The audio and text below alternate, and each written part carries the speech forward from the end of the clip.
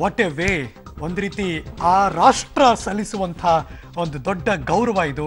ಮಾರಿಷಸ್ನ ರಾಷ್ಟ್ರಧ್ವಜ ಮತ್ತು ಭಾರತದ ರಾಷ್ಟ್ರಧ್ವಜವನ್ನು ಅರ್ಧಕ್ಕಾರಿಸಿ ಮಾನ್ಯ ಶ್ರೀ ದಿವಂಗತ ಅಟಲ್ ಬಿಹಾರಿ ವಾಜಪೇಯಿ ಅವರಿಗೆ ಈ ಮೂಲಕ ತಮ್ಮ ರೆಸ್ಪೆಕ್ಟ್ ಗೌರವವನ್ನು ಸಲ್ಲಿಸ್ತಾ ಇದ್ದಾರೆ. ನೀವು ನೋಡ್ತಿರುವಂತಹ ಈ ಕ್ಷಣದ ಬ್ರೇಕಿಂಗ್ ನ್ಯೂಸ್. ಮಾರಿಷಸ್ನ ರಾಷ್ಟ್ರಧ್ವಜವು ಮತ್ತು ಭಾರತದ ರಾಷ್ಟ್ರಧ್ವಜ ಎರಡನ್ನೂ ಕೂಡ ವಾಜಪೇಯಿ ಅವರ ಗೌರವಾರ್ಥ ವಿಶೇಷ ಗೌರವವನ್ನು ಈ ಮೂಲಕ ಮಾರಿಷಸ್ ಸರ್ಕಾರ ನೀಡ್ತಾ ಇದೆ ಎನ್ನುವ ಸುದ್ದಿ ಬರ್ತಾ ಇದೆ. ನೇಪಾಳ, ಶ್ರೀಲಂಕಾ, ಬಾಂಗ್ಲಾದೇಶ್, ಭೂತಾನದ ರಾಜ, ಪಾಕಿಸ್ತಾನದ ವಿದೇಶಾಂಗ ಸಚಿವರು ಎಲ್ಲರೂ ಕೂಡ ಈ ಅಂತ್ಯಕ್ರಿಯೆಯಲ್ಲಿ ಪಾಲ್ಗೊಳ್ತಿದ್ದಾರೆ. ಅದೇ ಒಂದು ದೊಡ್ಡ ಮಟ್ಟದಲ್ಲಿ ಅಜಾತಶತ್ರು ನಾಟ್ ಓನ್ಲಿ ಇನ್ಸೈಡ್, ಅಂದರೆ ಭಾರತದ ಒಳಭಾಗದಲ್ಲಿ ಮಾತ್ರ ಅಲ್ಲ, ಬಹುಶಃ ವಿಶ್ವದ ಹಲವಾರು ರಾಷ್ಟ್ರಗಳಿಗೆ ಎಲ್ಲರೂ ಕೂಡ ಇಷ್ಟಪಡುವಂಥ ಒಬ್ಬ ಧೀಮಂತ ನಾಯಕ ಅದು ಅಟಲ್ ಬಿಹಾರಿ ವಾಜಪೇಯಿ ಅವರು.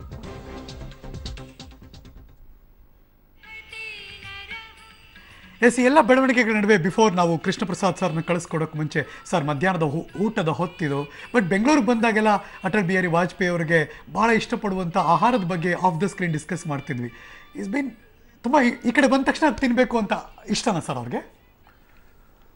ವಾಜಪೇಯಿ ಅವರು ಅಟಲ್ಜಿ ಅಂತ ನಾವೇನು ಪ್ರೀತಿಯಿಂದ ಕರಿತೀವಿ, ಈಸ್ ಎ ಫುಡಿ ಅಂದ್ರೆ ಒಳ್ಳೆ ಊಟ ತಿಂಡಿ ತುಂಬಾ ಇಷ್ಟ ಅವ್ರಿಗೆ. ಇಷ್ಟ ಹಾಗನ್ಬಿಟ್ಟು ಫುಡಿ ಅನ್ಬಿಟ್ಟು ಎಲ್ಲಾ ತರದ್ದು ಅಲ್ಲ, ಕೆಲವು ಇದರಲ್ಲಿ ಬಹಳ ಪರ್ಟಿಕ್ಯುಲರ್ ತುಂಬಾ ಇಷ್ಟ.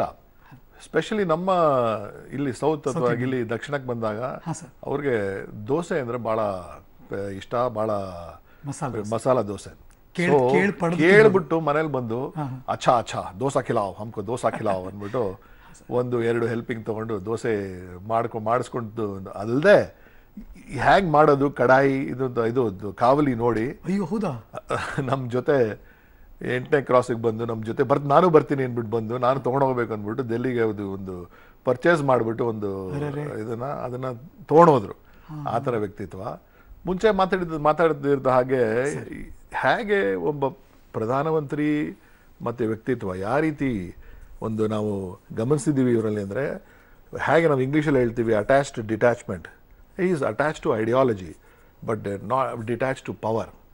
Is attach to family but ಏನೋ ಆ ಬಾಂಧವ್ಯ ಏನಿತ್ತು ಅವರಲ್ಲಿ ಅದನ್ನು ಹತ್ತಿರದಿಂದ ನಮಗೆ ಗಮನಿಸೋದು, ಭಾಗವಹಿಸೋದು, ಆ ಪುಣ್ಯ ನಮಗೆ ಸಿಕ್ಕಿತ್ತು ಅವ್ರ ಜೊತೆ.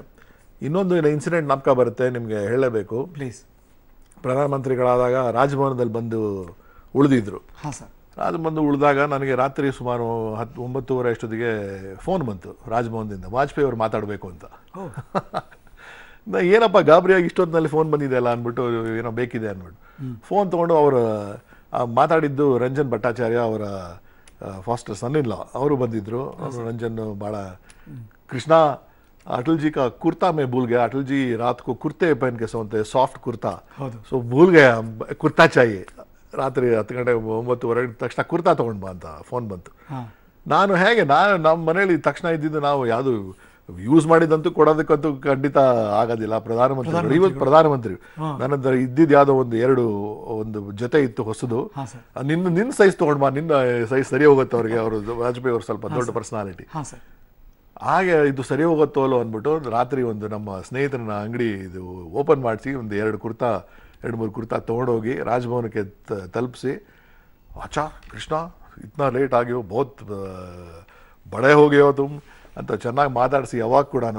ಸೊ ರಾತ್ರಿ ಆ ಥರ ವ್ಯಕ್ತಿತ್ವ, ಈ ಬಾಂಧವ್ಯತೆ, ಇದೇನಿತ್ತು ಇದು ಯಾವತ್ತು ಈ ಅಪ್ರೋಚ್ ಇದ್ದ ಕಾರಣ ಈ ಪೊಲಿಟಿಕಲ್ ಅಥವಾ ಇದು ಯಾವುದೇ ಅವರ ಇದಕ್ಕೆ ಹೋಗಿದೆ, ಒಂಥರ ಸ್ಟೇಟ್ಸ್ಮೆನ್ ಆಗಿ. Before I say thanks to you, ಕೊನೆ ಮಾತು ಸರ್, ಯುವ ಜನಾಂಗ ಏನು ಅಬ್ಸರ್ವ್ ಮಾಡಬೇಕು ಈ ಕ್ಷಣಕ್ಕೆ ಅವರ ವ್ಯಕ್ತಿತ್ವ ಅಂತ ನಿಮ್ಗೆ ಅನ್ಸುತ್ತೆ ಸರ್?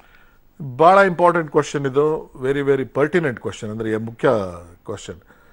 ಒಂದು, ಪ್ರಧಾನಮಂತ್ರಿಗಳಾದ ತಕ್ಷಣ 13 ಡೇ ಗೌರ್ಮೆಂಟ್ ಬಿಟ್ಬಿಡಿ, ಅದಾದಮೇಲೆ ಫುಲ್ ಮೆಜಾರಿಟಿ ಬಂದು ಗೌರ್ಮೆಂಟ್ ಆದಾಗ ಸಮ್ಮಿಶ್ರ ಸರ್ಕಾರದಲ್ಲಿ ಫಸ್ಟ್ ಪ್ರದರ್ಶನ ಏನು ಮಾಡಿದ್ದವರು, ಪೋಖರಣ್ ಎಕ್ಸ್ಪೆರಿಮೆಂಟ್, ಪೋಖರಣ್ ಅಣ್ವಸ್ತ್ರ ಪರೀಕ್ಷೆ. ಇದು ಏನು ತೋರಿಸುತ್ತೆ ನಮಗೆ? ಶಕ್ತಿಶಾಲಿ ಆಗಿರಬೇಕು. ನಾವು ಯಾವ ಶಕ್ತಿಶಾಲಿ ಆಗಿರ್ತೀವಿ, ನಮ್ಮ ಗೌರವ ಹೆಚ್ಚಿಸುತ್ತೆ. ನಾವು ಯಾವುದೇ ವ್ಯಕ್ತಿತ್ವ ಎಲ್ಲೇ ನೋಡೋದು ನಾವು ಶಕ್ತಿಶಾಲಿ ಆಗಿದ್ದರೆ ನಮ್ಮ ವ್ಯಕ್ತಿತ್ವನೇ ಇನ್ನೊಂದು ಮಟ್ಟಕ್ಕೆ ತೊಗೊಂಡೋಗುತ್ತೆ.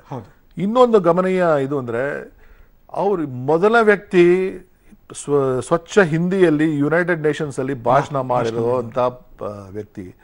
ಇದು ದೇಶಕ್ಕೆ ನಮ್ಮ ನ್ಯಾಷನಲಿಸಮ್ ಏನಿದೆ, ಆ ನ್ಯಾಷನಲಿಸಮ್ ಅಭಿಮಾನ, ದೇಶದ ಬಗ್ಗೆ ಅಭಿಮಾನ, ಇದು ಒಂದು it grew leaps and bounds.